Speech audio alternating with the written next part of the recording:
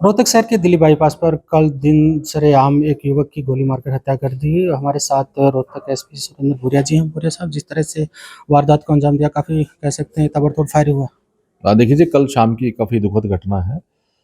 तो ये मैं आपको बताना चाहूँगा कि 2020 से 2026 अभी चल रहा है। तो 2 गैंग्स में यहाँ जो है एक ही गाँव के 2 गैंग हैं, उनका काफ़ी टाइम समय से गैंग वॉर चल रहा है और छठी हत्या 2020 से अब तक की है। तो बाकी इसमें कम से कम अराउंड 45 लड़के अरेस्ट हो चुके हैं और असलों की तो कोई संख्या ही नहीं है। 15 असले तो अभी हमने 10 दिन पहले ही इसी गैंग से संबंधित जो है पकड़े थे। बाकी अलग-अलग केसेस में मिलाएँ तो कम से कम भी मोर देन 30 वेपन्स रिकवर हो चुके हैं ओवर द पीरियड।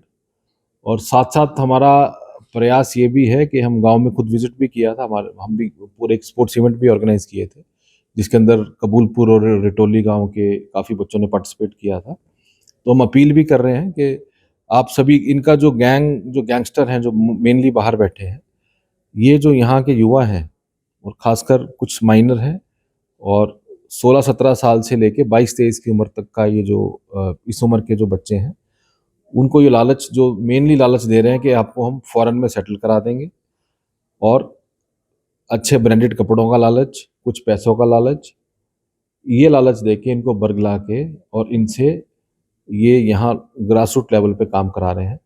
तो उस पे हमारी पूरी मुहिम चल रही है और साथ-साथ मेरी अपील भी है आपके माध्यम से कि जो खासकर युवा जो बच्चे हैं, इनकी बातों में बिल्कुल ना आएँ।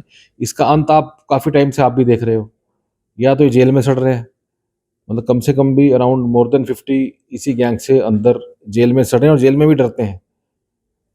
और दूसरा, बहुत सारे लड़के पुलिस एनकाउंटर में घायल हुए हैं, 1-2 एक्सपायर भी हुए हैं। तीसरे ये गैंग वॉर में मारे जा रहे हैं। 6 बच्चों की ऑलरेडी 6 व्यक्तियों की ऑलरेडी इसमें मौत हो चुकी है।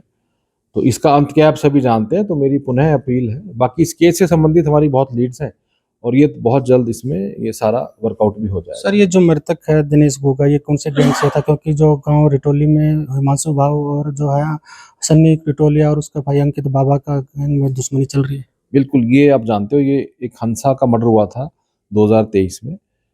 ये उसका भांजा है और रिटोली गाँव से ही कनेक्टेड है, मतलब उसी इनके ही परिवार वाले रिटोली गाँव में भी हैं। तो उसी संबंध में जो है इसका मर्डर किया गया है।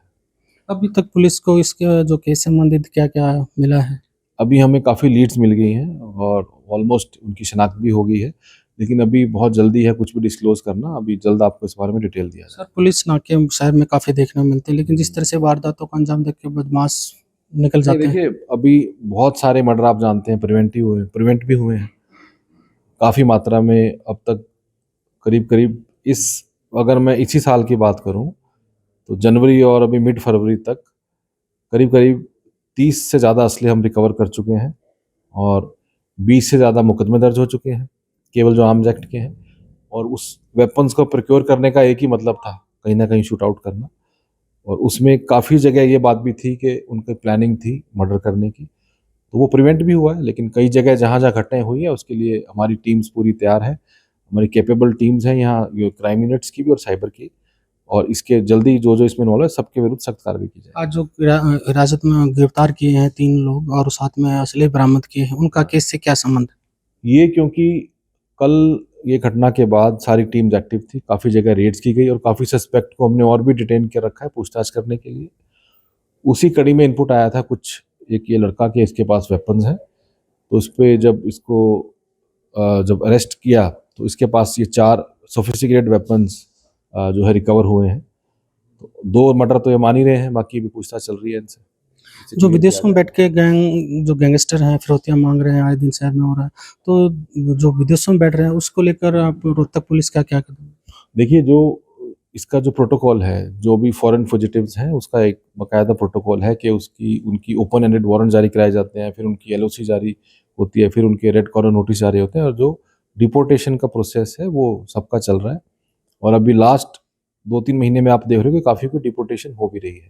तो अब तो कब तक चाहे कोई कहीं हो, ऐसा कुछ नहीं है कि कोई मार्स पे है, जो जहाँ है वो वहाँ कार्रवाई की जाएगी। ये जो दिनेश घोगा के मर्डर मामले में कब तक पुलिस गिरफ्तार कर लेगी? देखिए, समय सीमा तो लेकिन इसमें काफ़ी लीड है, जल्द इसमें जो है अभी स्टेज पे कुछ भी बताना ठीक नहीं है। लेकिन जल्द इसमें कार्रवाई की जाएगी। ये थे सुरेंद्र भूरिया जी, रोहतक पुलिस अधीक्षक। उनका कहना था जिस तरह से रोहतक में घटना हुई है तमाम उसको लेकर पुलिस कार्रवाई कर रही है। इस मामले में जो है एसआई की जो टीम में है वो लगातार छापेमारी कर करीब 3 लोगों को पकड़ा और 4 असले बरामद किए। फिलहाल पुलिस लगातार इस केस को सुलझाने में लगी हुई है।